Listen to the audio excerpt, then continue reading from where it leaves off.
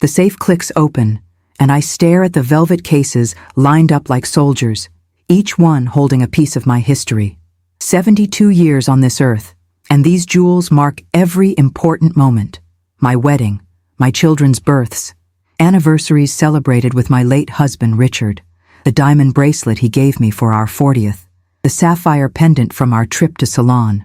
My daughter-in-law Jessica stands behind me, her perfume too sweet, her interest too sharp. She doesn't know I've noticed how her eyes track every piece whenever she visits. The insurance appraisal sits in my desk drawer, $212,000. But these aren't investments to me. They're memories made tangible, love crystallized into metal and stone. Jessica leans closer, and I catch her reflection in the safe's mirror door. Her smile doesn't reach her eyes. Something cold moves through my chest because I suddenly understand why she insisted on coming upstairs with me today. Before we continue, make sure you're subscribed to the channel and tell us in the comments where you're watching from. We love seeing how far our stories reach. Jessica's voice cuts through my thoughts, sharp as broken glass. "You won't need those in a nursing home, Margaret," she says, and actually laughs. The sound bounces off the bedroom walls my husband painted sage green 3 decades ago. I turn slowly, keeping my face neutral, a skill learned from years of hospital board meetings where showing emotion meant losing ground. She's holding her phone, angled like she's been photographing my collection. My heart pounds, but I breathe steadily, close the safe without a word, spin the dial. The silence stretches between us like a chasm. She shifts her weight, clearly expecting a response, maybe even an argument she's prepared to win. I smooth my cardigan and walk past her. The next morning arrives with October sunshine filtering through my kitchen windows. I'm 70 years old, not senile, and I spent the entire night remembering every detail of yesterday's intrusion. My son Marcus calls at 8:15, right on schedule. "Mom, Jessica mentioned you seemed confused yesterday," he says carefully. Confused. The word they use before they start talking about your competency, your ability to live independently. I measure my words like a pharmacist measuring medicine. "I'm fine, sweetheart." Perhaps Jessica misunderstood something. He wants to believe me. I can hear it in the pause. But he wants to believe his wife too. After we hang up, I sit at the table where Richard and I shared 43 years of breakfasts. The ceramic bluebird he gave me for our first anniversary watches from the windowsill. I pick up my phone and call someone I haven't spoken to in 3 years. Bernard Whitmore answers on the second ring, his voice gravelly from decades of courtroom arguments. "Margaret Chen, as I live and breathe," he says. We'd worked together on the hospital foundation board until his retirement. His daughter specialized in estate law now, he'd mentioned at the last fundraiser. "I need advice, Bernard, and I need discretion." 20 minutes later, I've explained everything. Jessica's comment, the photographs, Marcus's concerned phone call this morning. Bernard doesn't laugh or dismiss it. "Document everything," he says. "Dates, times, witnesses if possible. And Margaret, consider moving those pieces to a safety deposit box today. But I don't want to hide my treasures away in some bank vault. These jewels belong in my home, in the safe Richard installed himself, in the bedroom where we built our life." Still, Bernard's concern echoes through my mind all afternoon. Jessica returns on Thursday with groceries I didn't ask for, her helpfulness aggressive and unwanted. She unpacks organic produce and sugar-free cookies while explaining how the Riverside Senior Living Facility has excellent activities and private rooms. "Marcus and I toured it last week," she says brightly.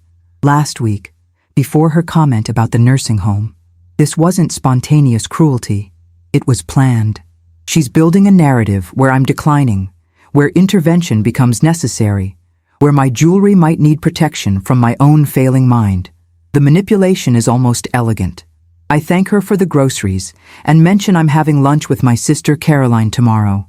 At that new bistro downtown, I add, watching her expression tighten. She doesn't like me mobile and social. She needs me isolated and questionable. After she leaves, I call Caroline, who actually does live 3 states away. "I need you to visit," I tell her, "and bring your camera." Caroline arrives Saturday morning in a whirlwind of practicality and expensive luggage. She's 68 to my 70, sharper than most lawyers, and furious within 10 minutes of hearing the full story. "That calculating little snake," she hisses over coffee. Together, we photograph every piece of jewelry with detailed close-ups showing unique characteristics. The tiny repair on the pearl clasp, the inscription inside Richard's wedding band that I've kept in the safe since his funeral. We photograph the appraisal documents, the insurance policies, even the safe's serial number. Caroline's background in museum curation makes her meticulous. "Now," she says, uploading everything to a secured cloud account. "Tell me your plan." I smile because I've had 3 sleepless nights to develop one. It requires perfect timing, careful acting, and one special modification to my safe's contents. The jewelry will stay exactly where it is, but what sits beside it will change everything. Monday morning, I visit Henderson Estate Jewelers, where Richard bought my engagement ring in 1975. Martin Henderson is my age, with steady hands and discretion earned over 50 years in business. I place a photograph on his counter. Jessica's Instagram profile, loaded with images of her wearing designer pieces I know Marcus's teacher salary didn't buy. "I need cubic zirconia copies of 3 pieces, I tell him, pointing to my photos. Museum-quality replicas, perfect down to the scratches. Martin studies the images through his loupe, understanding blooming across his weathered face. "This is about protection," he states, not asks. I nod. He names a price, $4,000, and a timeline of 2 weeks. "Rush it to 10 days and I'll pay $6,000, I counter. We shake hands. His eyes hold something like pride. "Your husband was a good man, Margaret. He'd approve of you fighting smart." I think he's right. The replicas arrive on a Wednesday in an unmarked box. Martin's work is flawless. Even I have to look twice to distinguish the fake sapphire pendant from the real one. The cubic zirconia catches light almost identically to the genuine 3-carat diamond in my bracelet. I spend an hour arranging them in duplicate velvet cases, positioning everything precisely. The real pieces go into a safety deposit box at First National, the bank where Richard and I maintained accounts for decades. Branch manager Dorothy Chen, no relation, though we joke about it, witnesses my deposit and provides detailed documentation. "You're being smart, Margaret," she says quietly.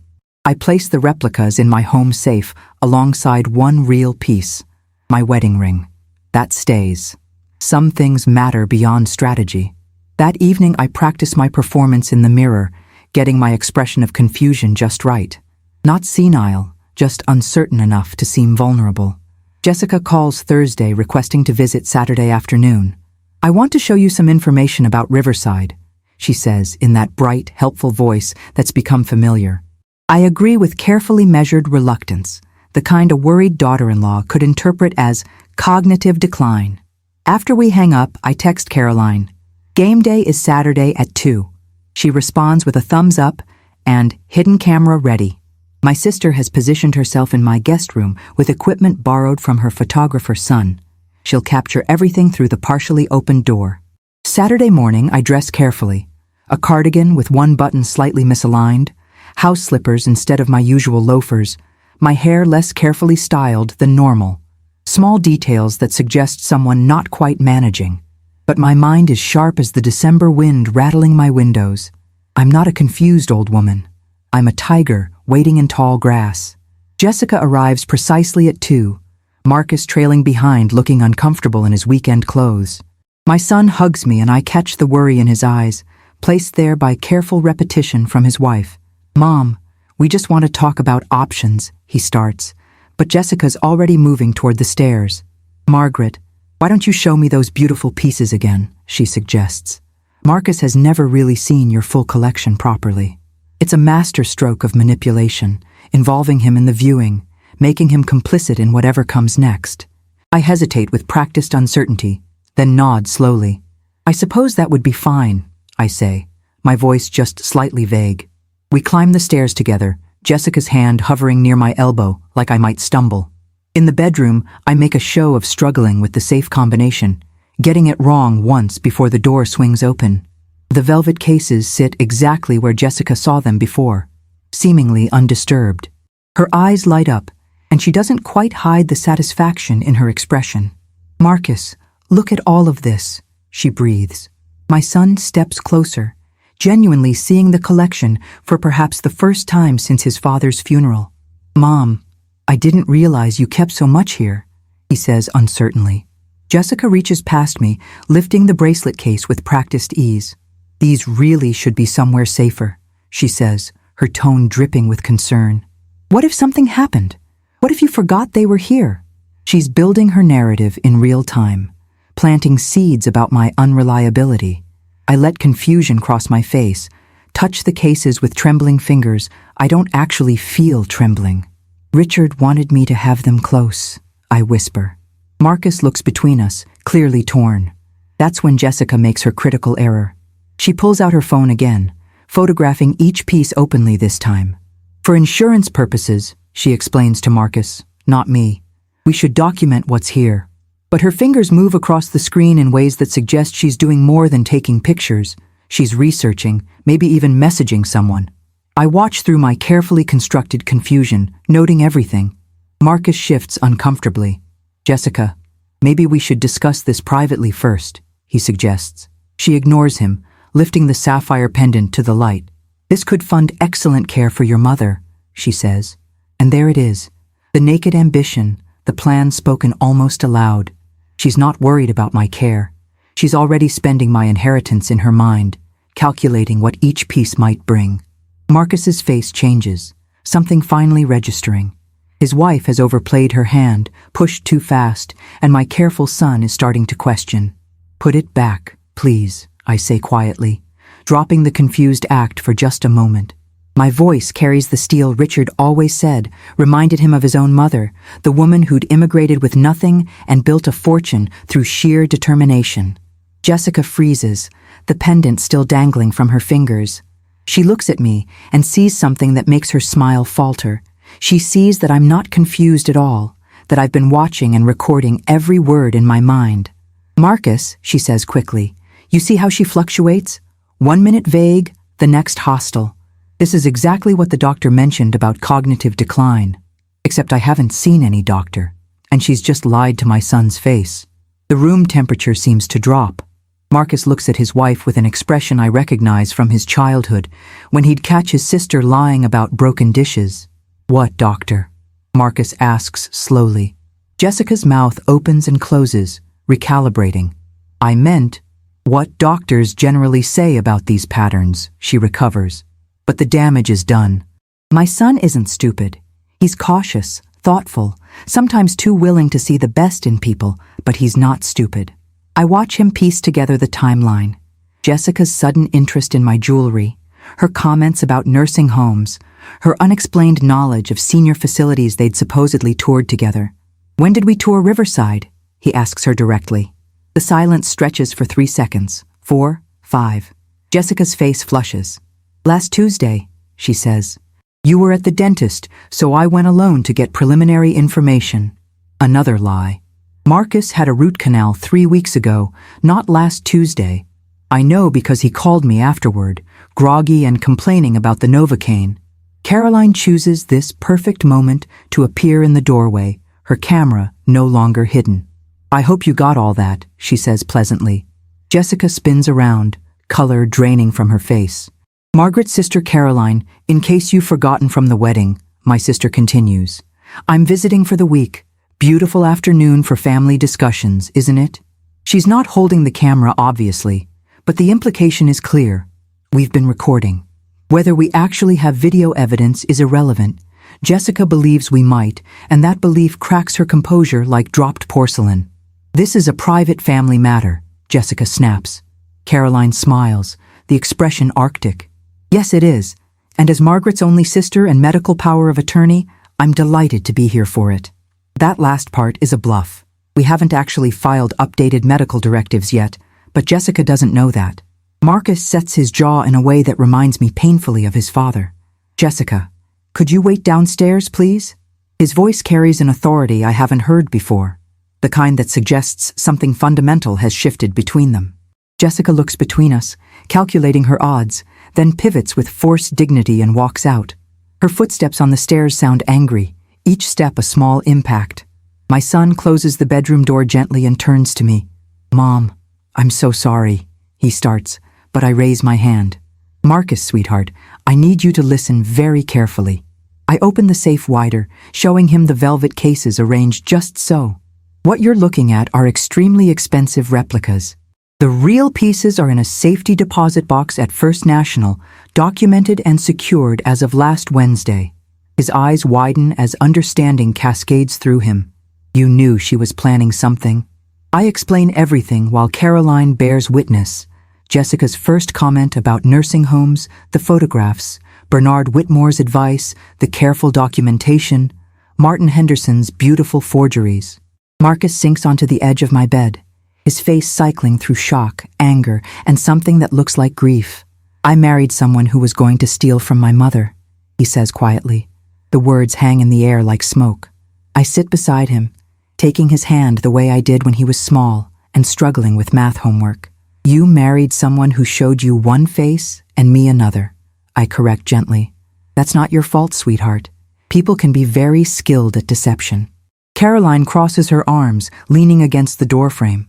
The question is what happens now, she says, because that woman downstairs just attempted to commit fraud, elder abuse, and possibly conspiracy to steal over $200,000 in assets.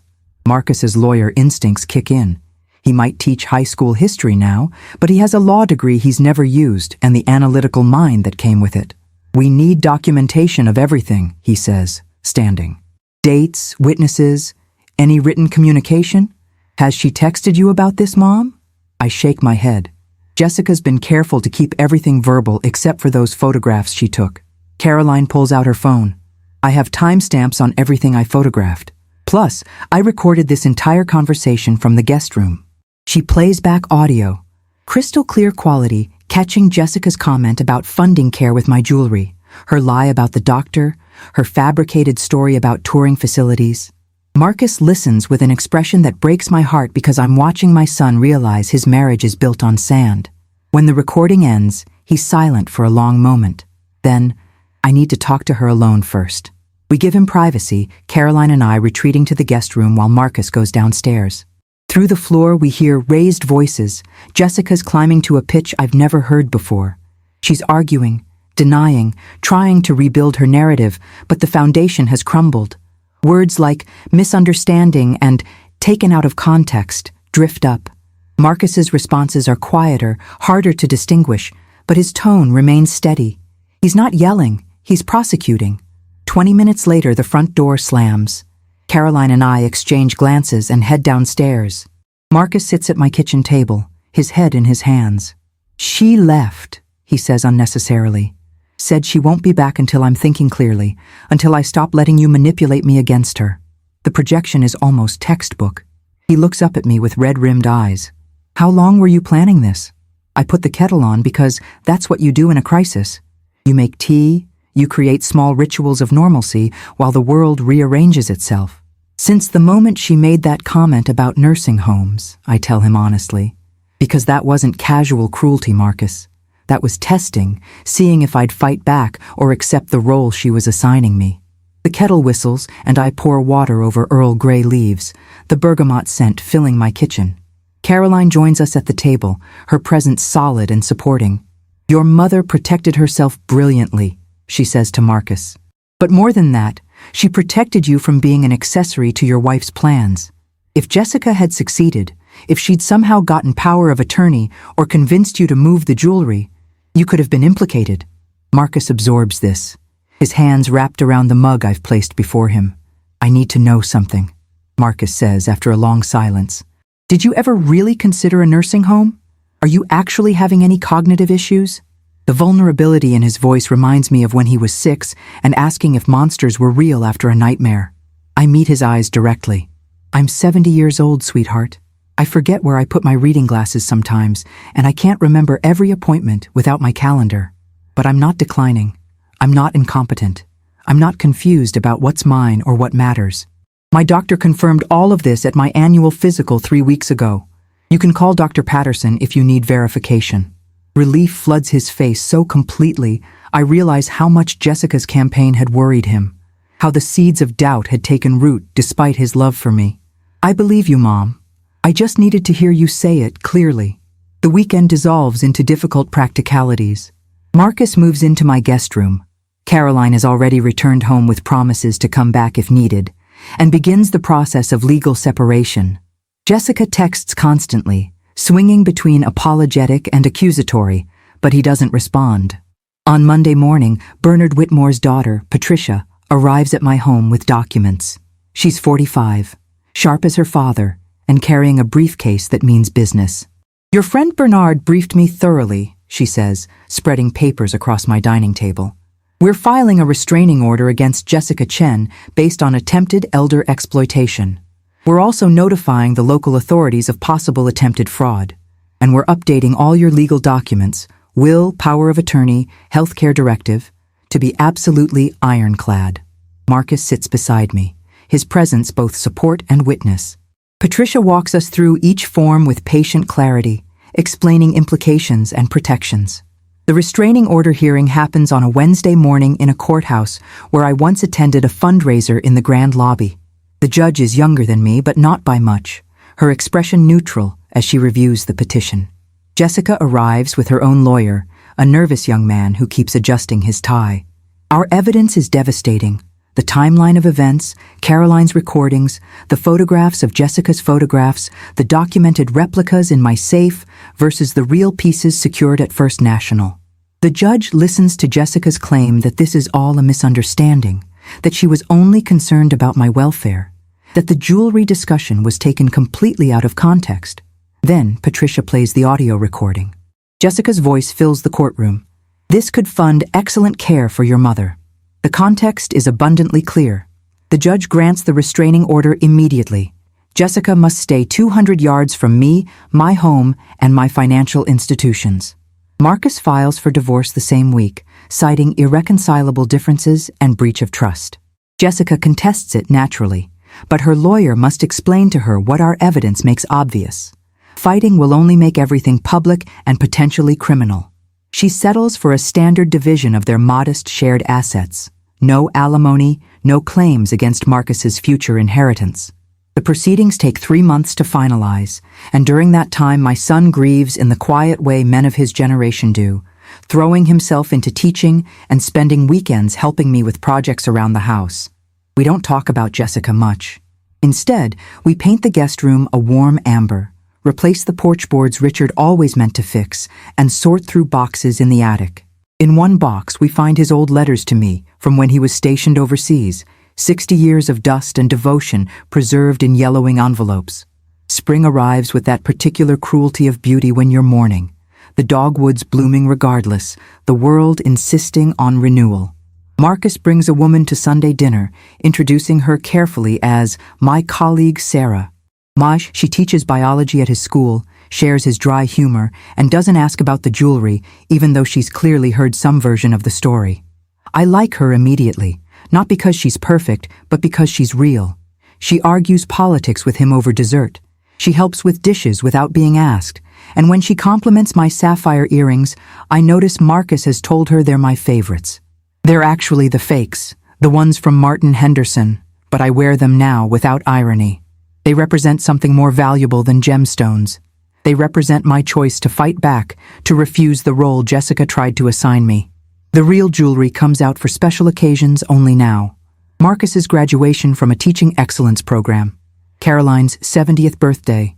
The anniversary of Richard's death when I visit his grave and tell him about our son's strength, about the woman who tried to take what was mine, about how I protected what he'd built. I wear my wedding ring daily. That was always real, always stayed close. But the other pieces feel different now, less like possessions and more like symbols. They proved their worth not in carats, but in revealing truth. Martin Henderson stops by one afternoon to check on me, his jeweler's curiosity wondering how his replicas performed. "Perfectly," I tell him over coffee. "They convinced everyone of exactly what I needed them to believe." He laughs, the sound warm in my sun-filled kitchen. "Your husband would be proud, Margaret. You out-strategized someone half your age with twice the malice." Summer brings news through Marcus. Jessica has moved 2 states over, remarried with surprising speed to a man 15 years older and reportedly wealthy. "She has a pattern," Marcus says without emotion, showing me the engagement announcement on social media. His profile has long since blocked hers, but mutual friends still report back. I study the photo of Jessica's new fiancé, his expensive suit and satisfied smile, and feel a twinge of concern for him. But you cannot save people from themselves, especially people you don't know. I've learned that protecting yourself sometimes means letting others learn their own hard lessons.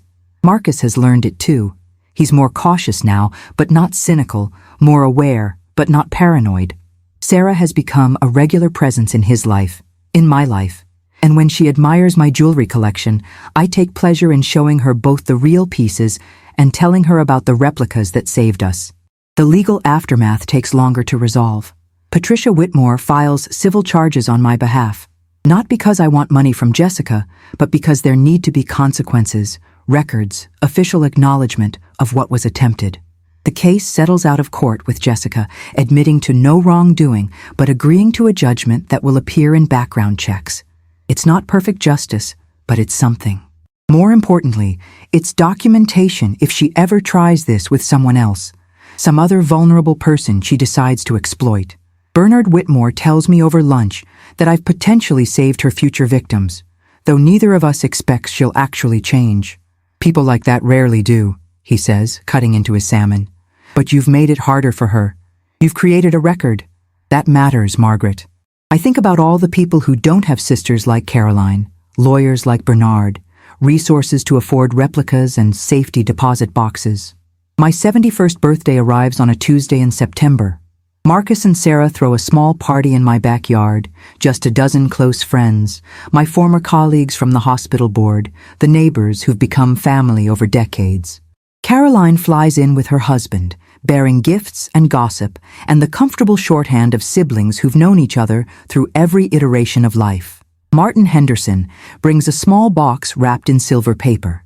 Inside is a delicate bracelet of his own design, real silver and genuine sapphires, but modest and wearable. For everyday beauty, he says. Not everything precious needs to be locked away. I wear it constantly now, this piece that represents not memory, but present moment, not inheritance, but gift. As the party winds down and sunset turns my garden golden, Marcus pulls me aside. Thank you for being smarter than I was, he says quietly, for seeing what I couldn't see. You saw it eventually, I remind him. That's what matters. We watch Sarah help Caroline clear plates, the two women chatting like old friends, though they've known each other barely 6 months. There's something building there, something that looks like family extending its branches. Later that night, after everyone has left and the house settles into comfortable silence, I open the safe one more time.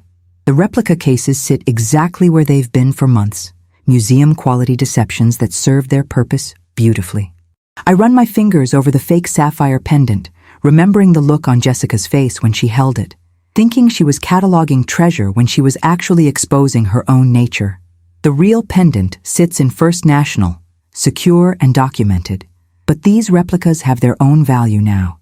They're evidence of my refusal to be a victim, proof that 70 years of life taught me how to fight smart.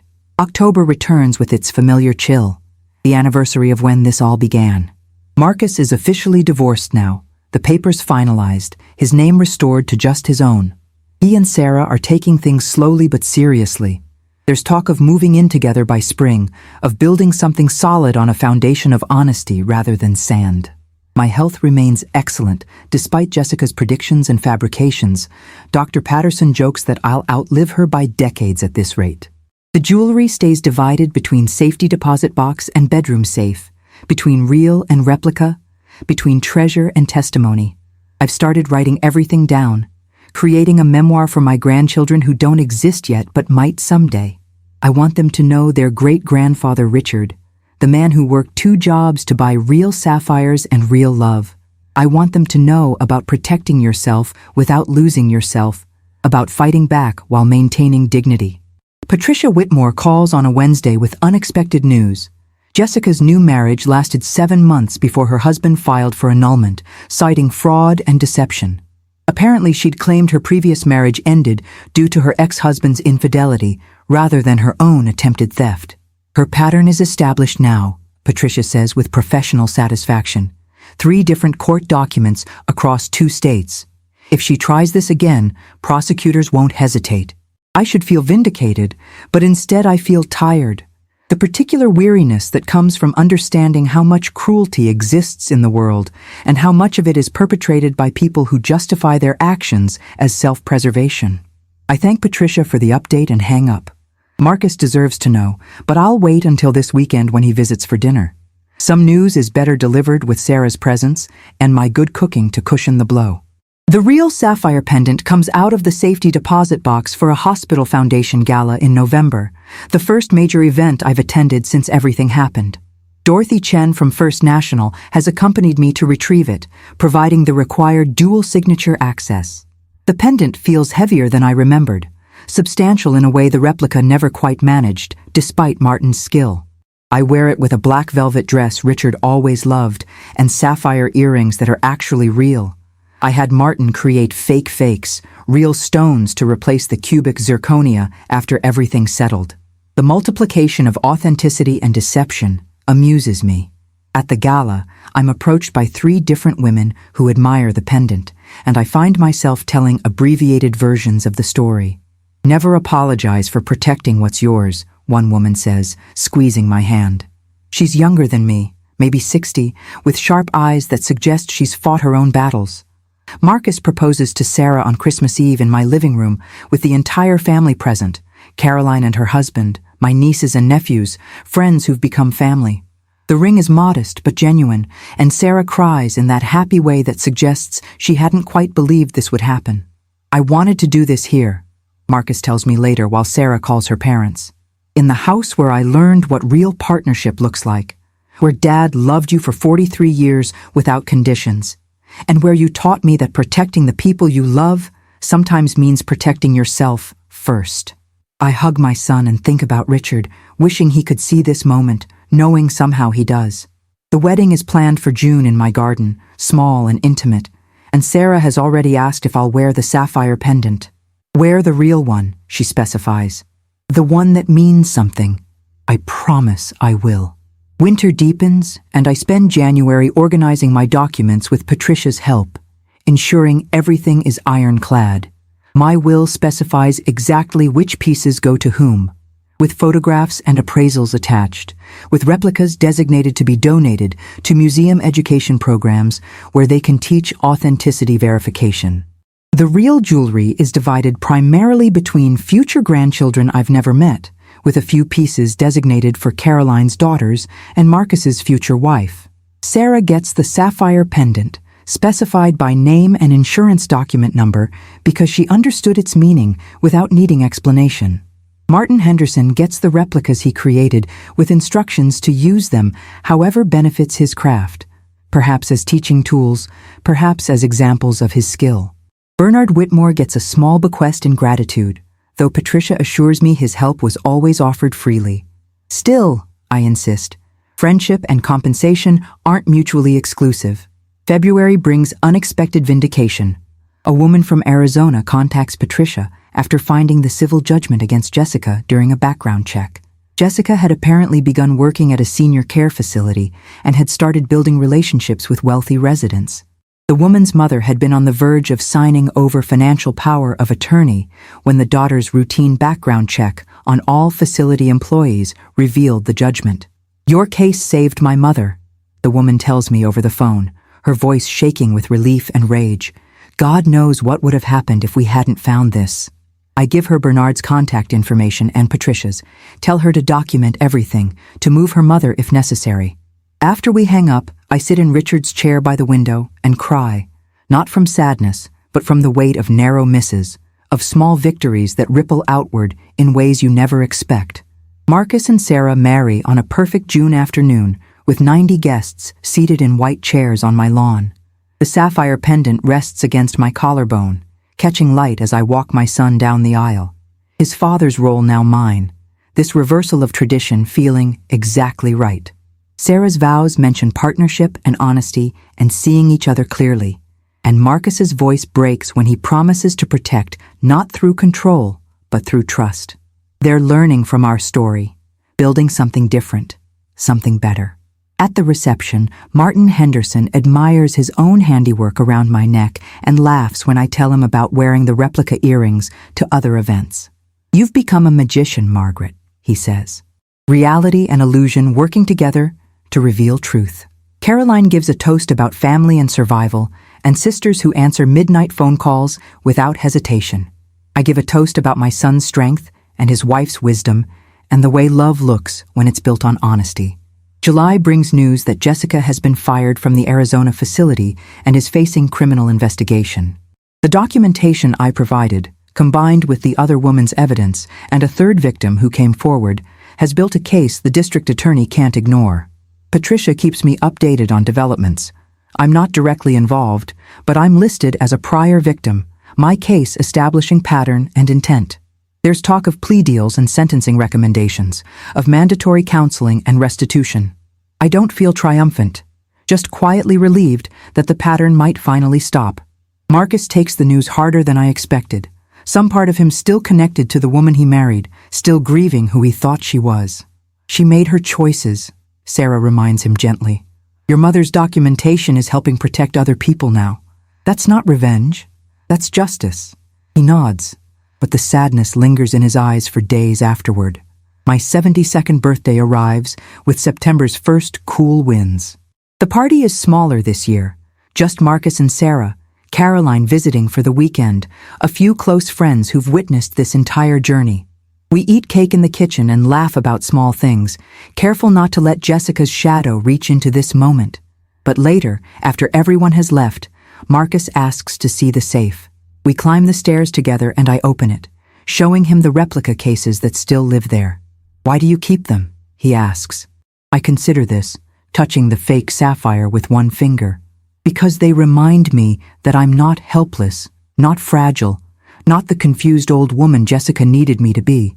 These fake stones represent the clearest thinking of my life, the moment I chose to fight instead of accept, to plan instead of hope. They're not valuable, but they're precious to me." Marcus nods slowly, understanding in the way only someone who's been saved by your choices can understand. October finds me volunteering at the Hospital Foundation again, my first board meeting in over a year. The current chair welcomes me back warmly, and several members approach afterward to say they'd heard some version of my story through various channels. "You've inspired a lot of estate planning," one woman admits. "3 of us updated our documentation last month." Another woman pulls me aside to describe her own daughter-in-law concerns, asking advice in hushed tones. I give her Patricia's number, Bernard's contact information, suggest documenting everything before acting. "Don't wait until crisis," I tell her. "Protect yourself while you still have the element of surprise." She squeezes my hand in gratitude. I realize I've become something I never intended. A cautionary tale and an instruction manual, living proof that age doesn't require surrender, that vigilance and dignity can coexist.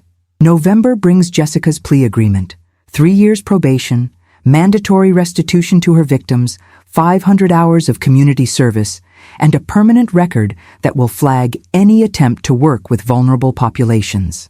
It's not prison, but it's consequence, public and permanent. Patricia forwards me the court documents, and I read them carefully, noting the 3 other women listed as victims, their losses totaling over $600,000 beyond what was attempted with me. $600,000. I think about those women, hope they're recovering, wonder how many others exist who never reported or couldn't prove their cases. The criminal justice system is imperfect, but it's something. These documents represent something. Marcus calls after seeing the news and asks how I feel. Tired, I tell him honestly, and grateful I saw it coming. We don't discuss Jessica again. That chapter of our lives is officially closed, archived, relegated to the past where it belongs. Christmas arrives with Sarah 3 months pregnant, the announcement made over dinner with Caroline present via video call. My first grandchild, due in June, a summer baby who'll be born almost exactly 2 years after I first opened that safe with Jessica watching. The symmetry feels meaningful, from potential loss to certain gain, from threat to promise. Sarah wants to name a daughter Catherine after her grandmother, or Thomas for a boy after Richard's middle name. Either way, the baby will wear the sapphire pendant someday, will hear the story of how their grandmother protected not just jewelry, but family, legacy, truth. I imagine this child grown, wearing stones that sparked such protection, understanding that value exists beyond appraisal, that some things are worth fighting for, that 72 years of life can still include plots and plans and perfect victories. The winter passes in preparation. Marcus and Sarah buy a house 4 blocks from mine, close enough for emergency calls, but far enough for independence. I help Sarah paint the nursery a gentle yellow, neither masculine nor feminine, but warmly welcoming. We don't talk about Jessica, except once when Sarah asks if I'm afraid she'll somehow return, violate the restraining order, threaten this new chapter. No, I tell her honestly. Jessica's moved on to easier targets, places where her record isn't known yet. And if she does come back, we have documentation and evidence and lawyers. We're prepared. Sarah nods, one hand on her swelling belly, protecting what's not yet born, the same way I protected what I'd accumulated over 70 years. The instinct is the same, maternal, fierce, uncompromising. I recognize it in her posture, in the way her jaw sets when discussing future threats. She'll be an excellent mother. Thomas Richard arrives on June 15th after 18 hours of labor that leave Sarah exhausted and glowing. Marcus calls me at 4 a.m, and I'm at the hospital by 4:30, still in my nightgown under my coat, not caring about appearances. The baby is perfect, tiny and red, and absolutely perfect. And when Marcus places him in my arms, I feel Richard's presence so strongly, I almost speak aloud to him. Your great-grandson, I whisper instead to the infant who can't understand yet. Your legacy continues. Sarah recovers quickly, and they come home after 2 days, settling into the chaos of new parenthood with the exhausted determination of first-time parents. I visit daily, but not intrusively, bringing food and holding the baby so they can shower, offering advice only when asked. At 2 weeks old, Thomas gets his first piece of jewelry, a silver bracelet from Martin Henderson, engraved with his birth date, genuine but modest, meant to be worn and lived in. August brings Patricia's call. Jessica has been arrested again, this time in Nevada, for elder exploitation that violated her probation terms. She'll serve 18 months now, the suspended sentence activated, plus additional time. This is the end of her pattern, Patricia says with finality. She'll have a federal record, multiple state convictions, her face in databases that warn vulnerable populations. She's done. I thank Patricia and sit with the information for a while, trying to find satisfaction or vindication or any clear emotion beyond vague relief. Mostly I feel sad for whoever Jessica might have been if she'd chosen differently, made better decisions, valued people over possessions. Then I let it go. Some people are cautionary tales. Some people exist to teach others what not to become. Jessica taught me that vigilance matters, that protecting yourself isn't selfish, that 70 years of life can still include battles worth winning. September finds me babysitting Thomas while Marcus and Sarah celebrate their first anniversary with a weekend away. The baby is 3 months old now, alert and smiling, beginning to recognize faces. I show him the replica jewelry from my safe, the fake sapphires that saved our family, telling him a story he can't understand yet but will someday. These taught your grandma that appearance and reality can serve each other, I say, letting him grip the pendant with his tiny fist. That protection sometimes means misdirection, that intelligence matters more than confrontation. He gurgles, unimpressed, and I laugh. Later that evening, Caroline calls to check in, and I tell her about my afternoon philosophy session with an infant. You're going to be an excellent grandmother, she says. Possibly an eccentric one, but excellent. I take this as the compliment it's intended to be. October marks 2 years since Jessica first commented about nursing homes and jewelry. I take the real sapphire pendant from the safety deposit box. Dorothy Chen has become a friend through these repeated visits, and wear it to the Hospital Foundation's annual gala. The room is full of people who've heard versions of my story, who've been inspired to protect themselves or update their estate plans or simply become more vigilant about their own vulnerability. I'm approached throughout the evening by women thanking me for speaking openly, for refusing shame, for demonstrating that intelligence and preparation matter more than age or circumstance. One woman introduces herself as a district attorney who's prosecuted 3 elder abuse cases using tactics similar to what I experienced. Your documentation was textbook, she says admiringly. You built an airtight case without even realizing you were doing it. I accept the compliment, but explain it was Bernard and Patricia who guided me. Still, she insists.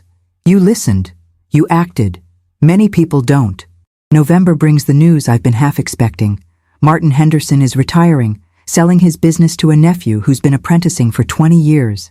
He invites me to the shop for a private farewell, and I find him packing up 50 years of tools and memories. You were my last major commission, he tells me, gesturing at the photos of my replicas still hanging in his workshop. I'm glad it was for protection rather than deception, for justice rather than fraud. I commission one final piece, a simple platinum band engraved with Richard's name and dates, my name and dates left open-ended, meant to be my wedding band's permanent companion. For when the time comes, I tell Martin, and he nods without sentimentality. We both understand that protecting what matters includes planning for endings, as well as threats. He delivers the ring 3 weeks later in a velvet box, his work as precise as ever, and I store it with my will and final documents. Christmas finds 3 generations around my table. Caroline and her family, Marcus and Sarah and Thomas, friends who've become family through decades of shared meals. We eat ham and roasted vegetables and Caroline's famous chocolate cake, and nobody mentions Jessica, though her absence is a kind of presence, a before and after marker we all recognize. Thomas is 6 months old now, sitting supported and grabbing at everything, and I let him gum the fake sapphire pendant under careful supervision while the adults laugh. That's one way to test authenticity, Marcus jokes, and Sarah rolls her eyes but smiles. After dinner, I distribute gifts. A new bracelet for Caroline, earrings for Sarah and for Marcus, a framed photograph of him and Richard from 30 years ago, both of them laughing over some forgotten joke. Your father would be so proud, I tell him, and mean it deeply. The man my son has become, tested, strengthened, more careful but not broken, would have delighted Richard. The new year arrives with its typical promises of renewal and resolution. I'm 73 now, healthy and sharp and grateful for both. Thomas is crawling, destroying the baby-proofing faster than Sarah can install it. Marcus has been promoted to department chair at his school. Caroline's husband has recovered from a minor health scare that reminded us all of mortality's presence. The jewelry remains divided between safety deposit box and home safe, between genuine and replica, between daily wear and special occasions. The replicas have become conversation pieces when close friends visit. I show them the side-by-side comparison of real and fake, explain Martin's craftsmanship and the plan that saved us. Most people are amazed by the quality of the fakes. Some are more amazed that I needed them at all, that elder exploitation is this common, this brazen, this easily disguised as concern. February brings unexpected closure. Patricia forwards a letter from Jessica, written from the county facility where she's serving her sentence. It's not an apology exactly, more an explanation attempting to justify her actions through childhood poverty and adult desperation and the unfairness of watching other people possess what she couldn't afford. There's a request at the end. Would I consider writing a letter of support for her early release hearing? I read it twice, trying to find genuine remorse beneath the self-justification, finding mostly rationalization and implied blame. I write back through Patricia, declining to provide support, but wishing Jessica genuine rehabilitation and changed choices. I protected myself and my family because it was necessary, I write. I hope you find whatever healing allows you to stop hurting others. But I won't minimize what you attempted by pretending it was an understandable mistake rather than calculated exploitation. Patricia approves the letter before sending it and tells me I'm kinder than Jessica deserves. Spring arrives with Thomas's first birthday party in my garden, the same space where Marcus and Sarah married, where I've lived for 45 years, where Richard planted roses that still bloom every May. The baby smashes cake into his face while dozens of guests laugh and photograph the moment. I'm holding the real sapphire pendant in my pocket. I'd planned to wear it, but decided at the last minute to keep it close but private.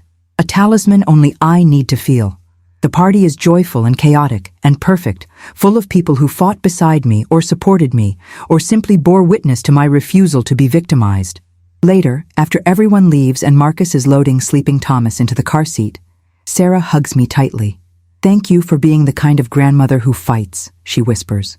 "For showing Thomas through your example that you protect what matters." I hug her back and blink away tears I hadn't expected to shed. May brings the annual rose bloom, and with it memories of Richard that are less sharp now, more bittersweet than purely painful. I cut flowers for his grave, and tell him about his grandson, about Marcus's strength, about the daughter-in-law who tried to take what we'd built and failed, because I'd learned from Richard himself how to be both gentle and steel. The sapphire pendant sits against my heart. The real one today, I've decided, because some moments deserve authenticity without question. I tell Richard about the replicas too, knowing he'd appreciate the strategy, the careful planning, the way I protected without aggression. "You always said I was smarter than I gave myself credit for," I say to the marble headstone. "You were right, love. You were right." A breeze moves through the cemetery trees, and I take it as his agreement, his pride, his continued presence in ways that don't require belief to feel true. Summer settles in with the comfortable heat of southern afternoons. Thomas is walking now, toddling through my house with Marcus close behind, and I've baby-proofed everything dangerous while deliberately leaving some safe discoveries available: wooden spoons to bang, soft books to tear, plastic containers to stack. The replicas stay in the safe, but the real pieces come out more often now, worn to lunch with friends or foundation meetings, or sometimes just Tuesday afternoons because I feel like it. I've stopped saving them for special occasions, recognizing that every day I'm healthy and free and surrounded by family who loves me is itself a special occasion. The jewelry has become what it always should have been: beautiful decoration that reminds me of beautiful memories, worn with joy rather than locked away in fear. Jessica's failed attempt to steal them paradoxically freed them from the anxiety of possession. Caroline visits in July, and we spend a week sorting through the attic, deciding what to keep and what to release. We find boxes of Richard's things, his military medals, his carpentry tools, letters he saved from his own parents. Thomas should have these, I decide, setting aside items for a grandfather he'll never meet, but can still know through objects and stories.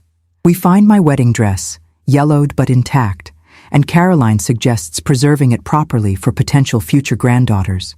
"Sarah's pregnant again," I tell her, breaking the news Marcus asked me to wait on until after the first trimester. Caroline shrieks with delight, and we abandon the attic to call Sarah, who laughs and confirms that yes, they're expecting again, due in February, another baby to fill the house 4 blocks away, with noise and life and continuation. "Your revenge is complete," Caroline jokes later. "Jessica tried to steal your legacy, and instead you've built an even bigger one." August brings my 74th birthday, and with it a surprising peace. I'm 3 years past the moment Jessica stood in my bedroom and tried to reduce me to an obstacle between her and wealth. 3 years of documentation and legal battles and careful rebuilding of trust and family structures. 3 years of proving that age doesn't equal helplessness, that vigilance matters, that protecting yourself is a form of love for everyone who depends on you. The party is small again, just the people who matter most, and when Marcus toasts to "the toughest woman I know," I feel Richard's pride in the words, as if he'd spoken them himself. Later, alone in the kitchen while others chat in the garden, I open the safe and touch the replica sapphire pendant one more time. It served its purpose, and then some. This beautiful fake that revealed ugly truth. I'm considering donating it to a museum program Patricia told me about, one that teaches seniors and their families about exploitation prevention. September brings the new school year, and with it, Marcus's excitement about a curriculum project that will honor his father's service and teach students about local veterans. He asks to borrow Richard's medals and uniform for a display, and I agree immediately, happy to have them seen and valued rather than stored in boxes.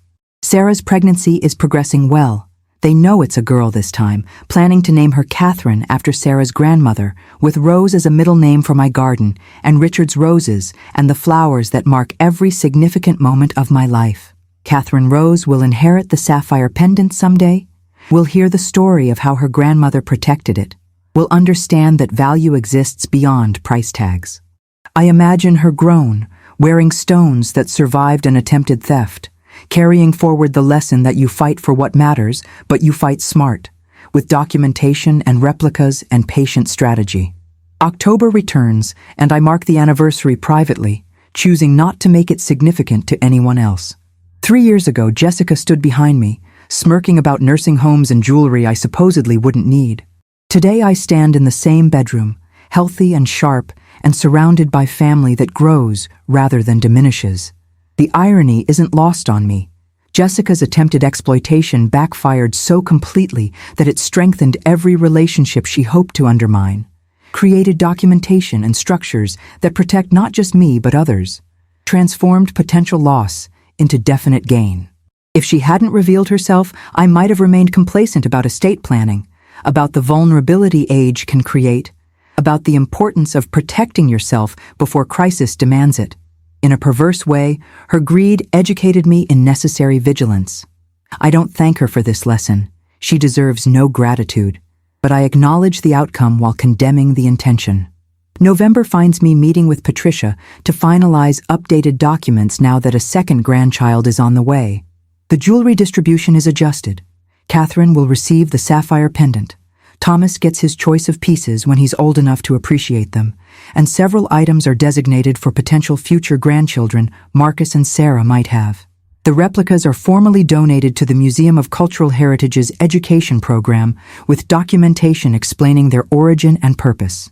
They'll be used to teach authentication techniques and elder abuse prevention, Patricia explains. Your story becomes part of the curriculum. I like this ending for the fake sapphires.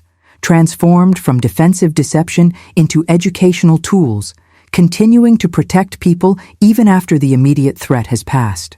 Martin Henderson's nephew attends the donation ceremony and explains the technical craft that made them so convincing. The museum curator thanks me for my courage in sharing the story behind the stones. December brings early labor. Sarah delivers Catherine Rose 6 weeks before her due date, a tiny but healthy 4 pounds that sends everyone into organized panic and overwhelming relief. Marcus calls me from the hospital at 2 a.m, and I'm dressed and driving within 10 minutes, arriving to find him pacing the waiting area while Sarah recovers from an emergency C-section. Catherine is in the NICU, breathing on her own but needing monitoring, and I stand at the window looking at my newest grandchild, this impossibly small person, fighting toward life the way I fought toward protection 3 years ago. The fight looks different, but the determination is the same.